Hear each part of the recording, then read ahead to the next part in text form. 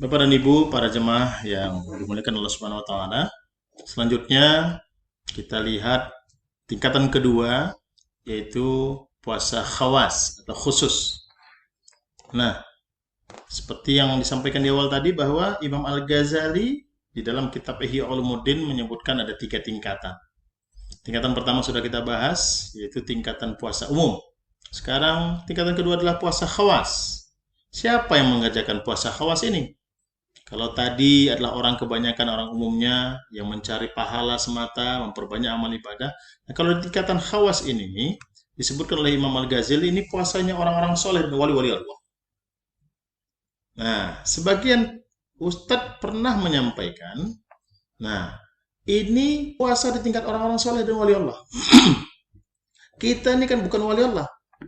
Jadi kalau kita ini orang biasa, kalau mampu saja puasa seperti orang tingkat biasa tadi, udah bagus. Orang umum udah bagus. Nah ini motivasi sampai sana. Sayang rasanya, Bapak dan Ibu sekalian, kalau bolak-balik bertahun-tahun kita menghadapi puasa bertemu dengan Ramadan, kalau tingkatannya hanya sampai tingkatan umum terus, kan sayang. Kalaulah ada kesempatan kita meningkatkan derajat puasa kita sampai kepada derajat kedua atau mungkin sampai bahkan tadat kita, kenapa tidak? Tentu kita ingin menjadi orang yang terbaik kan? Nah tentu pada kesempatan ini, yuk kita lihat peluang untuk kita untuk meningkatkan kualitas puasa kita di tahun ini. Nah, jadi puasa khawas adalah puasa yang diamalkan oleh orang-orang soleh dan wali-wali Allah. Kemudian apa yang dia puasakan? Yang dipuasakan di sini yang ditahan itu apa? Jadi yang dipuasakan bagi tingkatan puasa khawas ini adalah mempuasakan 7 anggota tubuh kita, 7 anggota badan kita dari perbuatan dosa. Apa saja dia? Yang 7 itu. Yang pertama, pikiran. Pada saat kita berpikir, kita puasa. Yang kedua, penglihatan. Pada saat kita melihat, kita berpuasa. Yang ketiga, mendengar. Pada saat kita mendengar, kita berpuasa. Pada saat kita berkata, kita pun berpuasa. Pada saat kita berkeinginan, kita harus berpuasa. Pada saat berkekuatan, kita puasa. Dan yang ketujuh, pada saat kita hidup sekarang, kita berpuasa. Nah, inilah puasa tingkatan yang disebut puasa khawas. Nah, yang dikerjakan oleh orang soleh atau wali Allah. Jadi 7 anggota tubuhnya berpuasa. Jadi bukan sekedar menahan makan, minum, jima saja, tapi juga dia puasakan 7 anggota badan. Nah, pertanyaannya adalah, bagaimana caranya? Bagaimana caranya kita melaksanakan puasa yang 7 anggota tubuh ini? Nah, ini yang perlu kita pahami bersama. Nah, mau tahu jawabannya?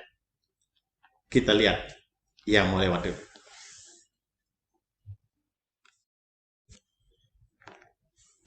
Nah, ketemu lagi kita. Nah, Bapak Ibu sekalian, bagaimana cara melaksanakan puasa khawas ini? Yang tadi disebutkan mempuasakan 7 anggota badan. Caranya gimana? Yang pertama, kita harus kembali kepada pemahaman awal dari kata puasa, saum. Apa puasa tadi?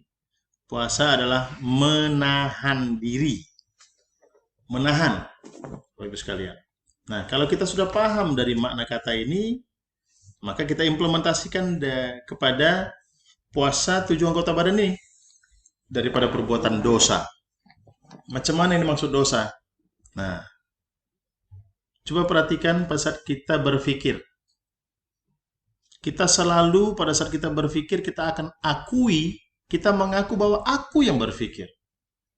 Pada saat kita melihat, kita selalu berbicara, aku yang melihat. Pada saat kita mendengar, kita berkata, aku yang mendengar. Pada saat kita bicara, mungkin kita seorang ahli pidato, ahli ceramah, kita selalu mengakui bahwa aku bagus dalam berbicara dan sebagainya. Pada saat berkeinginan, kita bilang kita yang berkeinginan. Kita merasa kuat. Dengan kehebatan kita merasa kuat. Dan pada saat kita hidup sekarang, kita merasa kita yang hidup. pada saat kita mengakui ini semua, ini yang dimaksud dosa. Maka kita tahan ini, pengakuan-pengakuan ini kita tahan. Supaya tidak menjadi dosa. Caranya gimana? Nah, pada saat kita mikir, kita ngomong nih.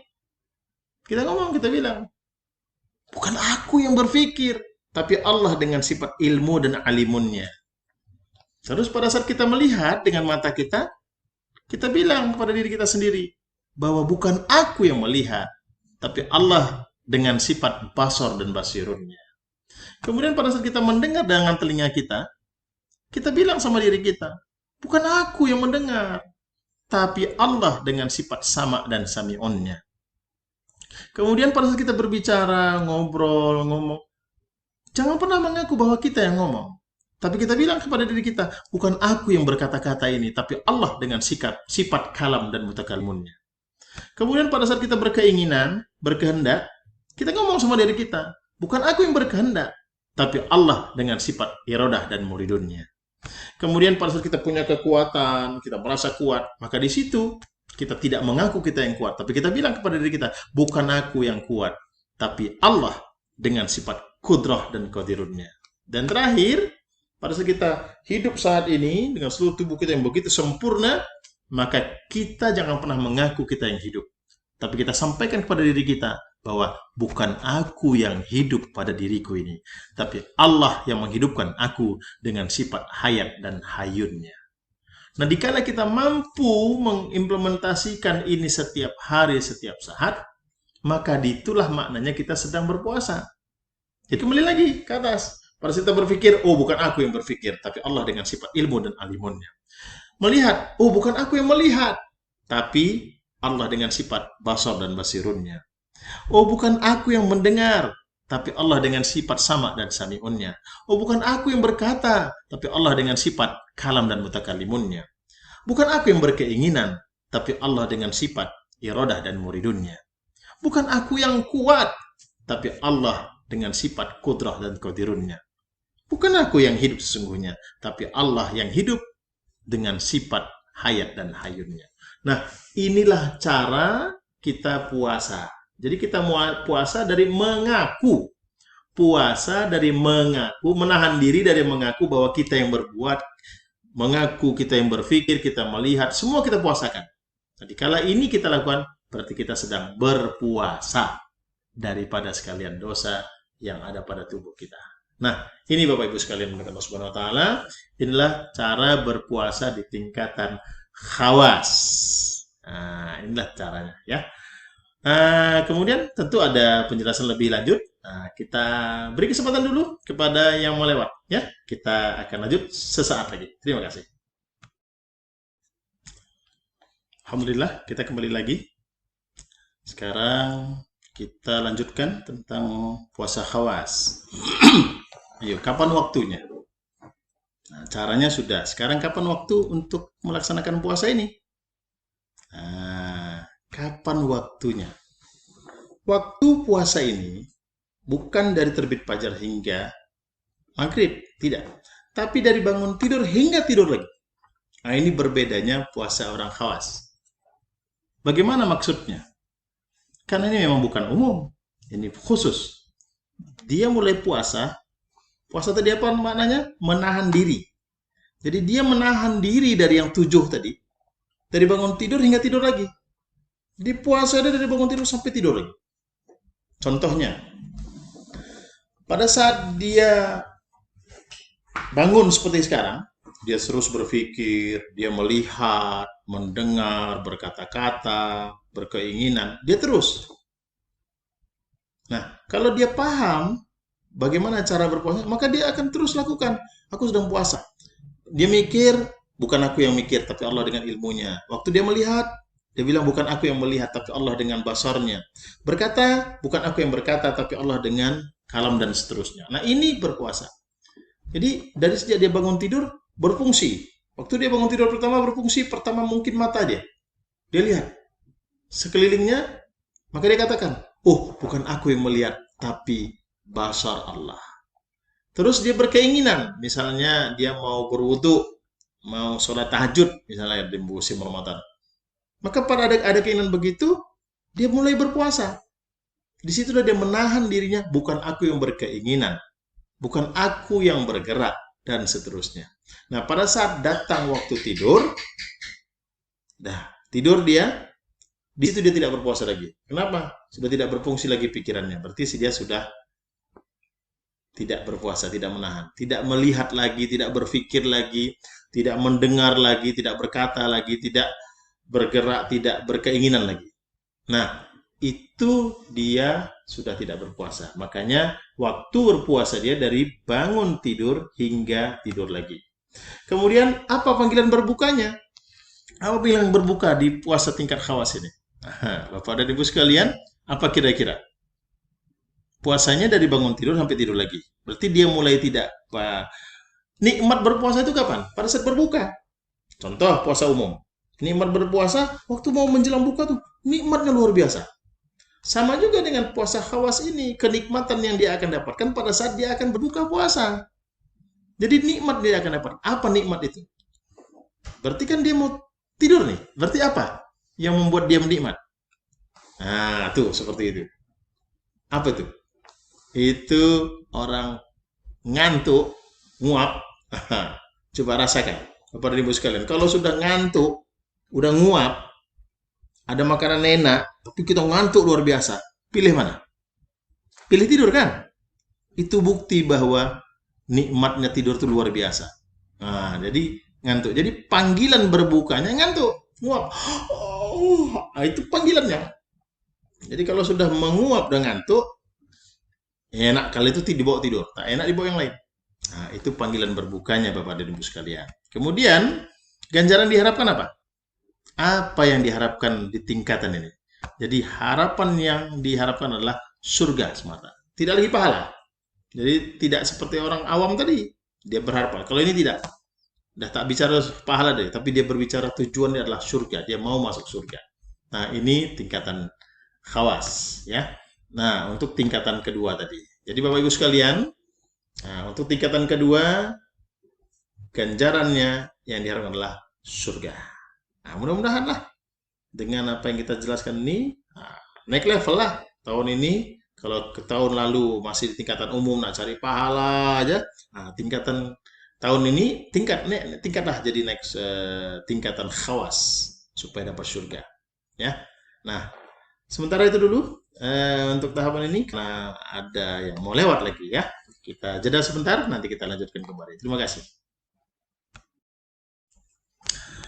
Alhamdulillah, jumpa lagi Bapak dan Ibu sekalian. Sekarang kita masuk kepada tingkatan yang ketiga, yaitu puasa khawasul khawas. Khusus wal khusus. Nah, siapa yang berpuasa di tingkat ini? Di situ disebutkan bahwa yang berpuasa di sini adalah para nabi dan rasul. Wah, makin tinggi lagi. Kalau tadi orang-orang soleh wali Allah, ini tinggi lagi. Nah, jadi para nabi dan rasul. Kemudian apa yang dipuasakannya? Yang ditahannya itu apa? Di tingkatan ketiga ini. Jadi yang dipuasakan di sini adalah hati dan pikirannya. Jadi dia senantiasa menjaga ingatannya hanya kepada Sang Khalik, bukan kepada makhluk. Jadi selalu senantiasa ingat kepada Allah, bukan kepada makhluk. Nah, ini puasa di tingkatan khawasul khawas, Bapak dan Ibu sekalian. Berbicara tentang hati, ada salah satu hadis yang menyebutkan, yang diriwayatkan oleh Bukhari dan Muslim, sesungguhnya dalam tubuh manusia ada segumpal darah. Jika segumpal darah tersebut baik, maka akan baiklah seluruh tubuhnya. Kalau segumpal darah tersebut rusak, maka rusaklah seluruh tubuhnya. Jadi apa yang segumpal darah itu? Dalam hadis tersebut disebutkan hati, Bapak Ibu sekalian. Nah, jadi hati ini harus bersih lagi, harus suci. Oleh sebab itu, kita pun harus tahulah apa saja penyakit hati yang harus dibuang. Nah, contoh misalnya apa dia? Pertama takabur, sombong, yang terlihat itu takabur. Kemudian yang tersembunyi, sombong sembunyi itu ria. Ria. Kemudian apalagi sum'ah, suka pamer. Nah, punya harta sedikit, tunjuk-tunjuk. Nah, itu namanya suka pamer lah, sum'ah. Kemudian iri. Iri itu orang ada kita tak suka. Nah, jadi tambah lagi dengki. Nah, itu sama dia tuh, kawan dia tuh. Iri, dengki, kawan dia. Ini penyakit hati. Apalagi amarah. Kalau udah muncul iri dengki, hasilnya adalah amarah. Marah-marah dia. Nah, ada lagi orang munafik dan sebagainya. Syirik. Jadi ini beberapa hal yang disebut sebagai penyakit hati. Nah, tentu kita tak ingin lah ini bersemayam dekat diri kita ini.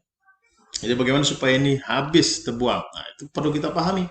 Tentu kita harus paham bagaimana mensucikan, membersihkan hati kita ini dari penyakit-penyakit hati yang ada saat ini. Nah, gimana Bapak Ibu sekalian? Apakah sudah bersih hatinya dari penyakit-penyakit ini? Nah, jawab masing-masing lah ya. Nah, mudah-mudahan harapan kita, prasangka baik kita bahwa kalaulah dulu sebelumnya masih ada, mulai tahun ini, Ramadan tahun ini, kita buang ini semua. Tak perlu lagi sombong ya. Tak usah sombong-sombong, apalagi suka pamer, ada harta, ada simpan lah. Boleh, kalau memang banyak harta, bagi. Banyak-banyak berbagi. Ya, nah, sedekah, infak, sebagainya. Tak perlu banyak iri. Nah, kalau iri positif boleh, orang banyak infak, kita juga harus banyak iri positif. Nah, boleh lah. Nah, ya. Jadi, insya Allah, tahun ini kita perbaiki. Hati kita sucikan, kita bersihkan. Jangan sampai lagi ada penyakit hati. Insya Allah ya. Bapak Ibu sekalian, nah, ini dulu. Nah, kita biarkan lagi. Ada lagi yang nak lewat. Ya udah. Kita jeda sebentar, nanti kita lanjut lagi. Terima kasih. Alhamdulillah, kita kembali lagi. Masih di tingkatan ketiga. Nah, kalau bicara khawasul khawas, kapan waktunya? Nah, tadi kan sudah dibilang. Puasanya, puasa bagaimana tadi? Mempuasakan hatinya hanya senantiasa kepada Allah. Itu tadi. Nah, sekarang kita harus tahu bagaimana, kapan pula waktu nak puasa nih? Mulai kapan? Jadi mulanya puasa ini adalah pada saat kita telah mampu memandang wajah Allah.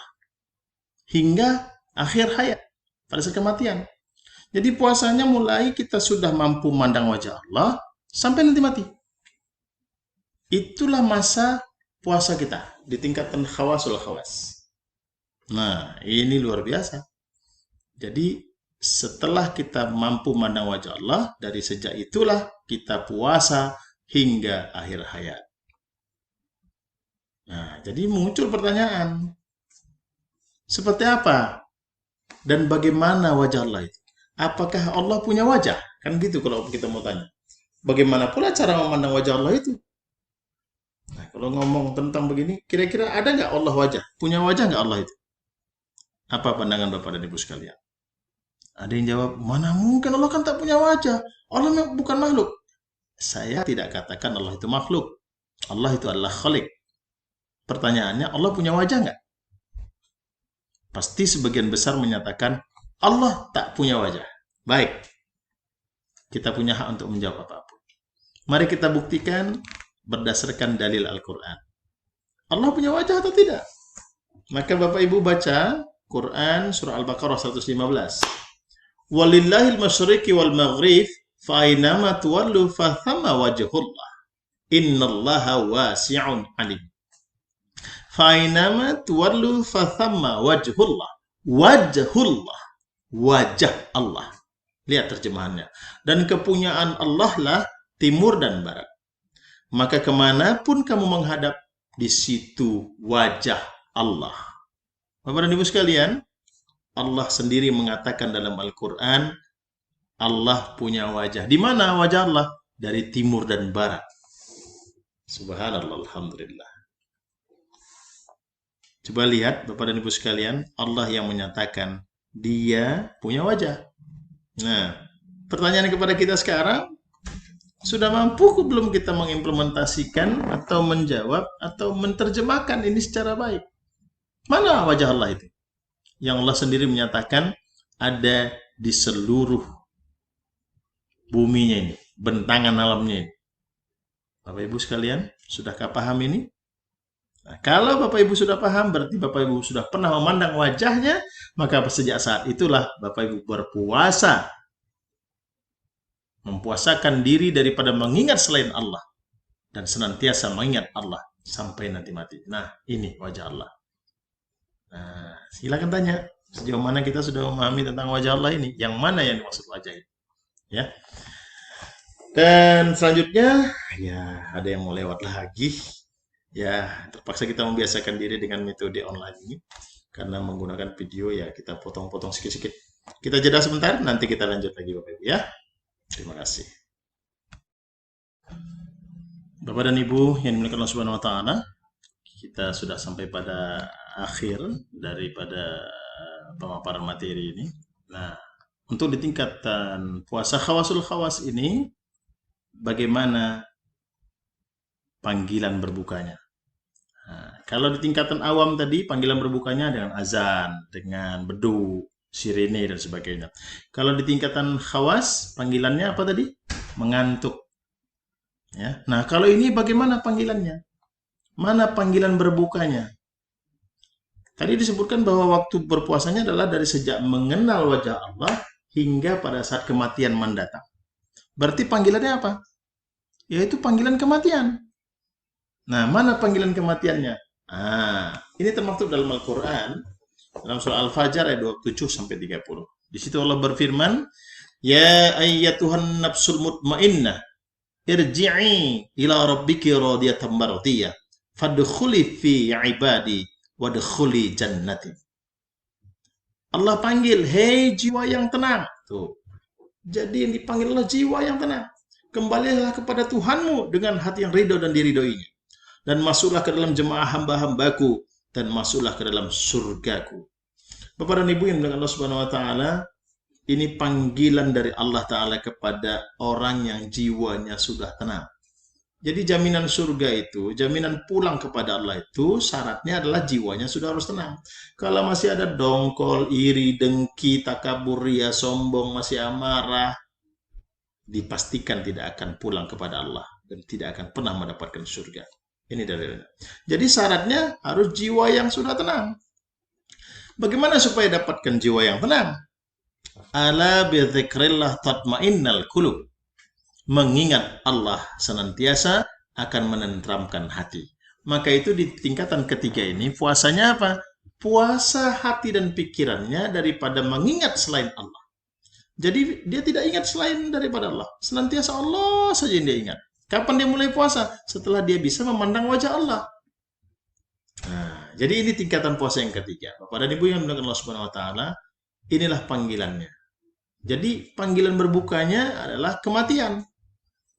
Berarti maknanya nikmatnya hidup itu adalah pada saat mati datang. Beda sama kita hari ini. Kalau udah mati itu takut. Nah, ini contoh nih. Musim corona nih kan.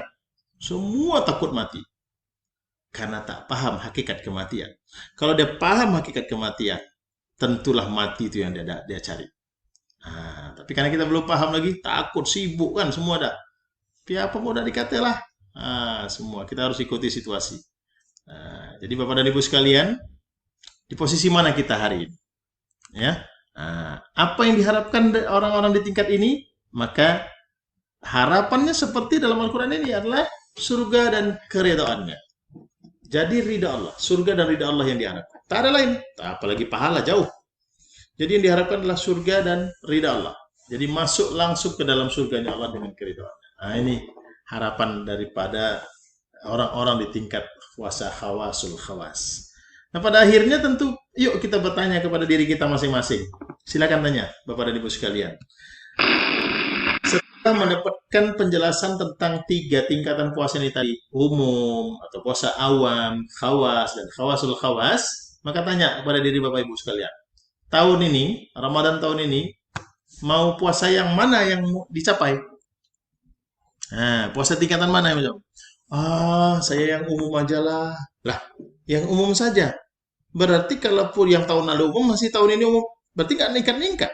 Tiap tahun begitu-gitu saja. Atau mungkin malah menurun. Apalagi sekarang, nggak bisa ke masjid. Berarti nanti nggak ada lagi malam 21. Berarti hilanglah peluang untuk mendapatkan Lailatul Qadar. Berarti menurun berarti. Kalau begitu tingkatan masih di umum. Atau kepingin yang kedua. Bagus. Berarti ada keinginan untuk naik tingkat, naik kualitas dirinya. Bahkan mau sampai ketiga, bagus.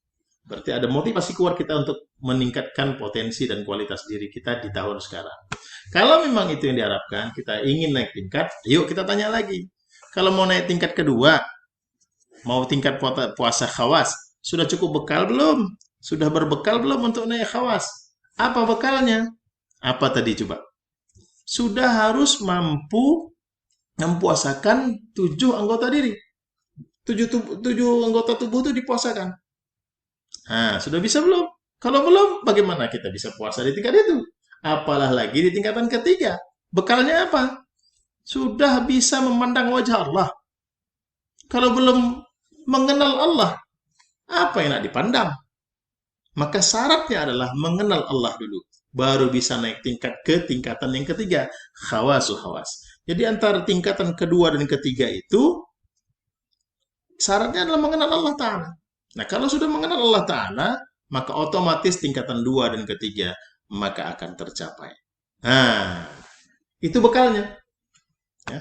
Nah, kalau ternyata, maaf Bapak dan Ibu sekalian, sudah bertahun-tahun kita puasa dan bahkan mungkin tahun ini kita lakukan puasa sama dengan puasa yang tahun lalu juga, tingkatannya masih sama atau makan menurun gara-gara nggak bisa ke masjid lagi, ya nggak bisa buka bersama lagi, nggak bisa macam-macam kegiatan bersama-sama, akhirnya menurun derajatnya, berarti turun dong.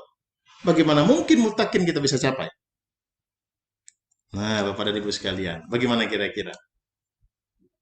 Layakkah kita mendapatkan gelar mutakin dengan kualitas yang sama atau menurun daripada tahun lalu? Apakah kita tidak mau naik tingkat? Jawabannya ada pada Bapak dan Ibu sekalian. Silakan jawab dan kita boleh diskusikan setelah ini. Bapak dan Ibu Allah Subhanahu wa taala, berpikirlah. Karena memang Allah panggil ya ulil albab, hai orang-orang yang berakal. Afala ta'qilun? Tidakkah kau gunakan akalmu? Karena Allah juga ada mengancam dalam surat Yunus ayat 100. Allah akan timpakan kemurkaan kepada orang-orang yang tidak mempergunakan akalnya. Bapak Ibu sekalian, naudzubillah min dzalik, jangan sampai itu terjadi sama kita. Yuk kita berpikir, terus berpikir tentang agama ini, kita naikkan derajat kita di hadapan Allah Ta'ala dan di hadapan manusia lainnya.